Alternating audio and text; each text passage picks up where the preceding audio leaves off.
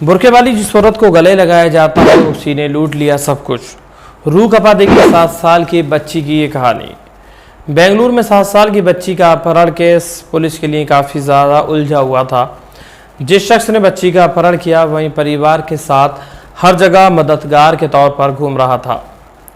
बाद में बच्ची की लाश उसकी चाचा और चाची के घर में मिली। उन्होंने फिरौती के लिए अपहरण किया, लेकिन पकड़े जाने के डर से बच्ची की हत्या कर डाली। एक ऐसी घटना जो आप लोगों के रोंगटे खड़े कर देगी। कहते हैं कि मुजरिम कितना ही ज़्यादा शातिर क्यों ना हो जाए, कितना ही ज़्यादा एक्टिव क्यों ना हो, कोई ना कोई गलती ज़रूर कर बैठता है और उसकी यही गलती उसे सलाखों के पीछे पहुंचाने के लिए काफ़ी होती है। कर्नाटक के बेंगलुरु में कुछ ऐसा ही हुआ जब एक मासूम बच्ची का अपहरण करने वाला चालाकी दिखाते हुए मददगार का नाटक करने लगता है और वो शख्स पीड़ित परिवार के साथ हर जगह इस तरह रहता है ताकि उसके ऊपर किसी को भी शक ना हो। हालांकि उसकी चालाकी ज़्यादा देर तक नहीं चल पाती है और पुलिस उसे वक्त रहते हुए बच्ची के अपहरण और हत्या के मामले में गिरफ्तार कर लेती है।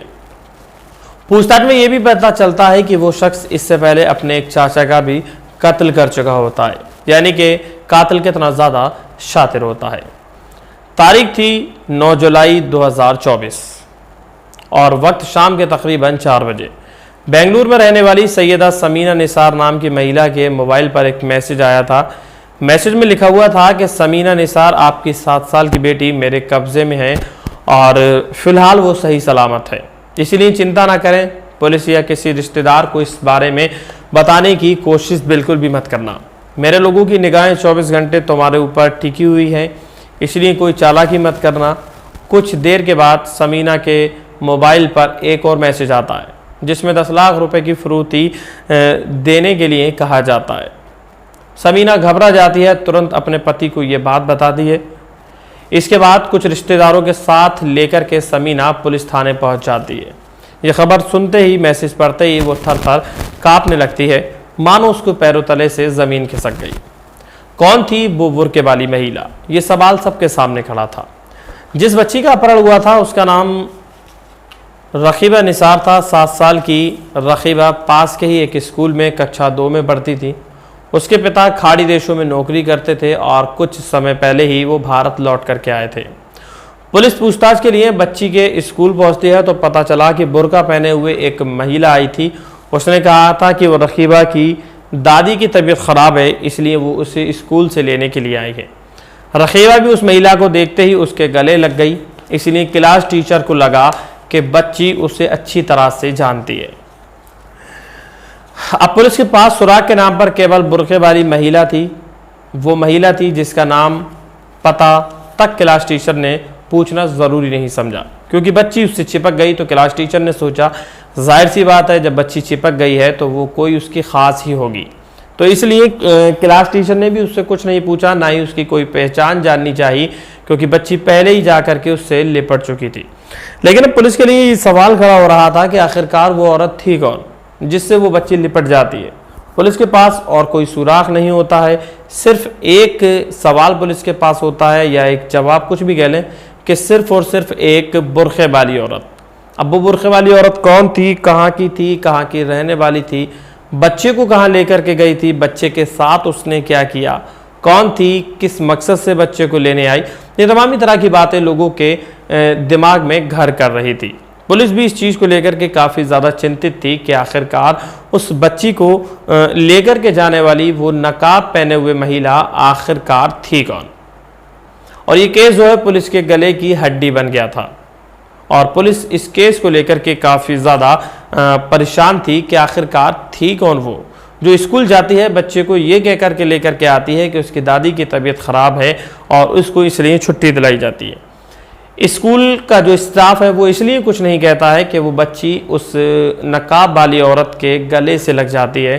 और जाहिर सी बात है कि गले से लगने का मकसद है कि आप सामने वाले को अच्छी तरह जानते हैं, चाहे भले ही वो आपका रिश्ते में कोई भी हो, लेकिन आप उसको अच्छी तरह जानते हैं, उसको अच्छी तरह पहचानते हैं।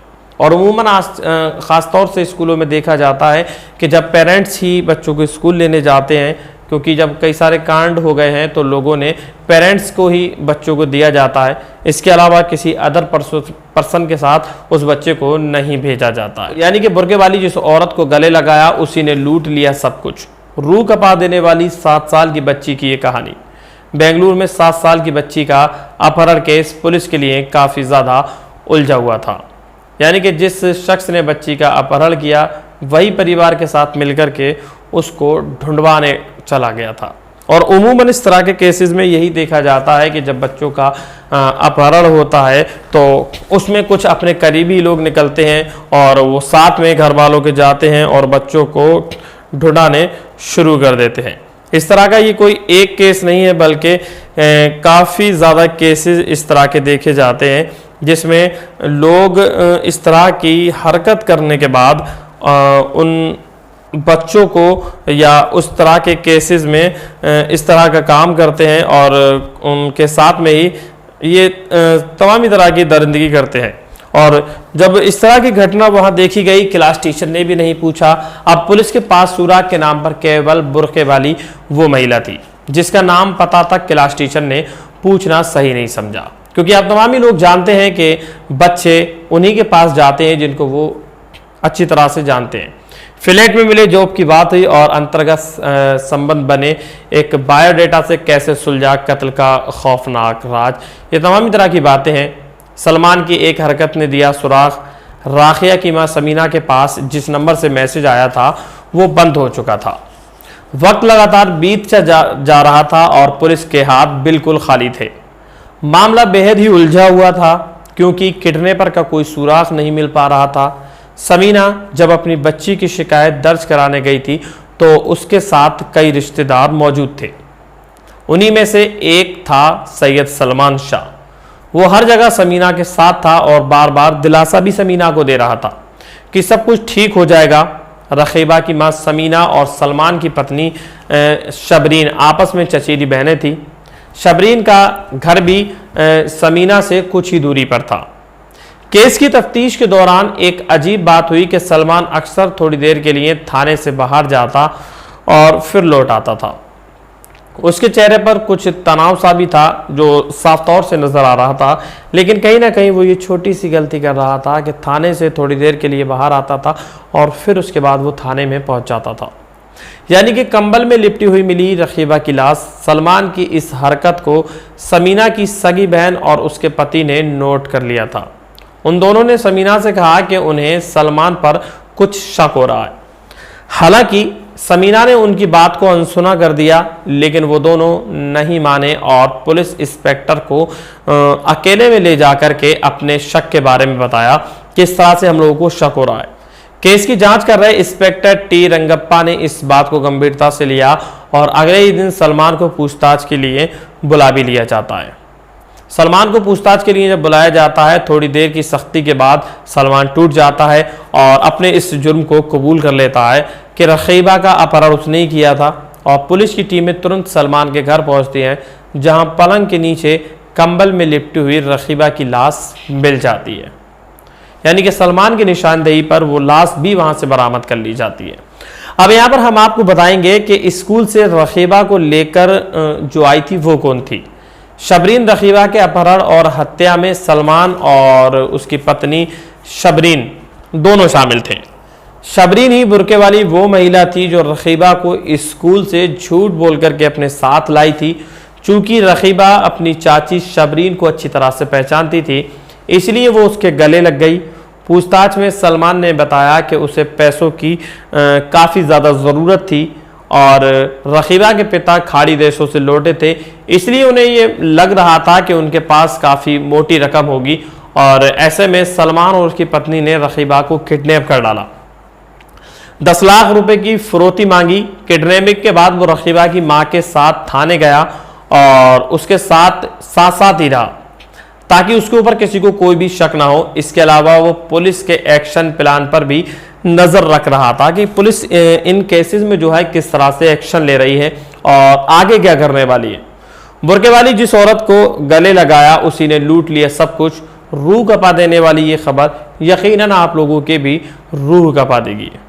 दोस्तों मैं आपको बता देना चाहता हूं कि बेंगलुरु में 7 साल की बच्ची के अपहरण का केस पुलिस के लिए काफी ज्यादा उलझा हुआ था।